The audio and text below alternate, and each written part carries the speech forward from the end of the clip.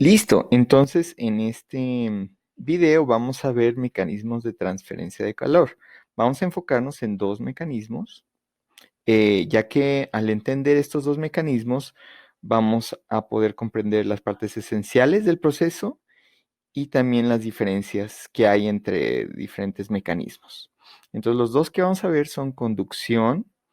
Este siempre requiere contacto entre los objetos porque está basado en colisiones. Entonces, un objeto caliente tiene moléculas que se mueven a alta velocidad y colisionan con unas moléculas del objeto frío y le transfieren momento. Entonces, hacen que aumente la velocidad de las moléculas del objeto frío y requiere colisiones directas.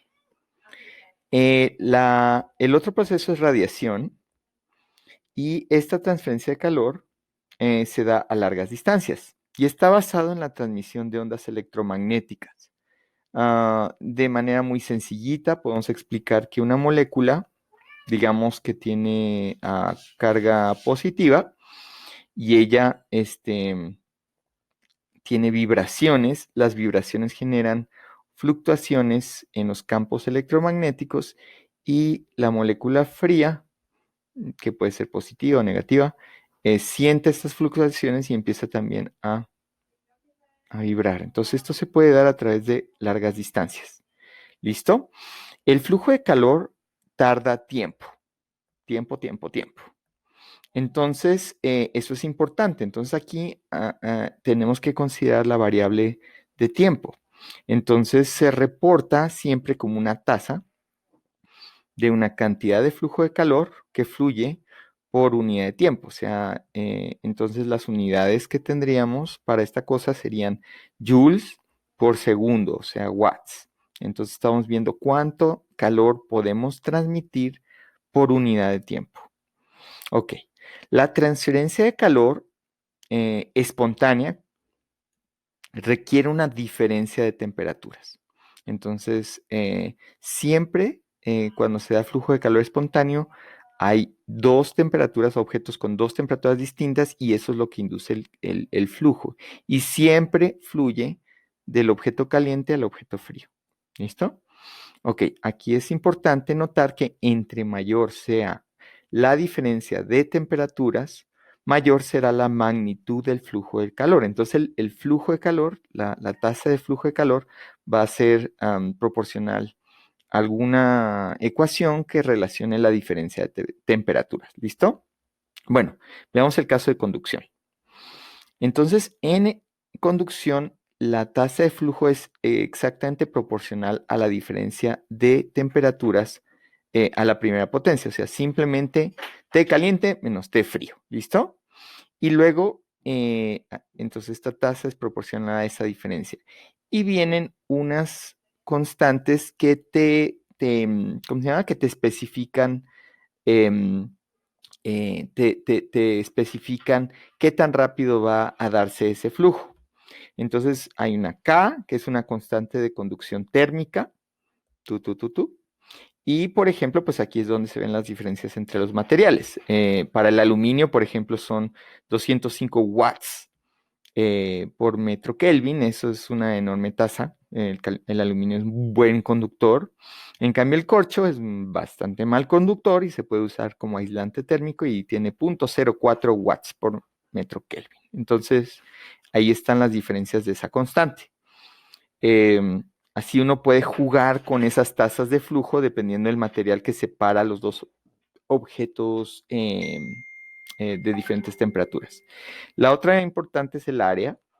Entonces, el área de contacto, entre mayor sea el área de contacto entre dos objetos, un objeto A y un objeto B, mayor será la conducción.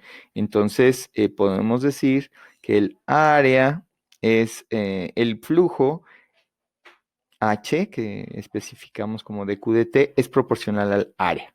Entre más área, más flujo. Luego el último factor que entra dentro de nuestra ecuación es la longitud del conductor, o sea, la distancia que separa los objetos calientes del objeto frío, el objeto caliente del objeto frío. Entonces, digamos que tenemos una barra de aluminio, pues la longitud de la barra va a entrar en el denominador. de nuestra ecuación. Entonces aquí se ve como entre más sea la separación, más lento va a ser el flujo. Y así es nuestra ecuación de conducción.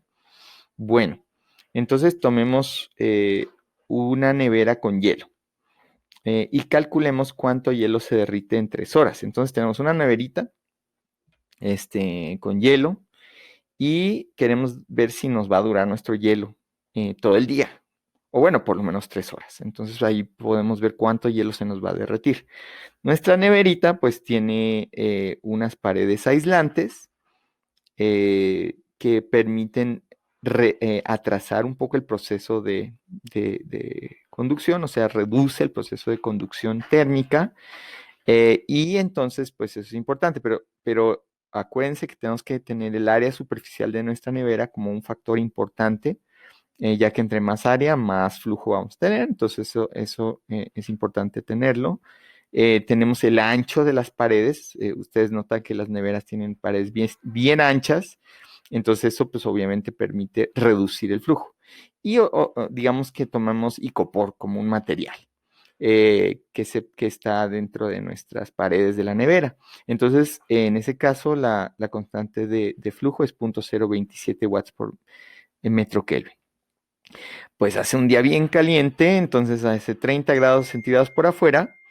Y bueno, nuestra nevera va a tener una temperatura adentro. ¿Cuál es esa temperatura? A ver, obviamente, si tiene hielo y está coexistiendo con nuestra soda líquida, eso seguro va a ser 0 grados centígrados. ¿Listo? Entonces, aquí entonces se suma, o sea, si uno tuviera las dimensiones de la nevera, uno sumaría el área de todas las paredes de la caja, porque hay flujo de calor a través de todas las paredes. En este caso nos dan el tamaño de la superficie. ¿Listo? Ahora, aquí dejamos la respuesta. 1.1 kilogramos de hielo necesitamos. Nosotros quisiéramos que ustedes hicieran este cálculo y confirmaran nuestra respuesta. ¿Listo? Gracias.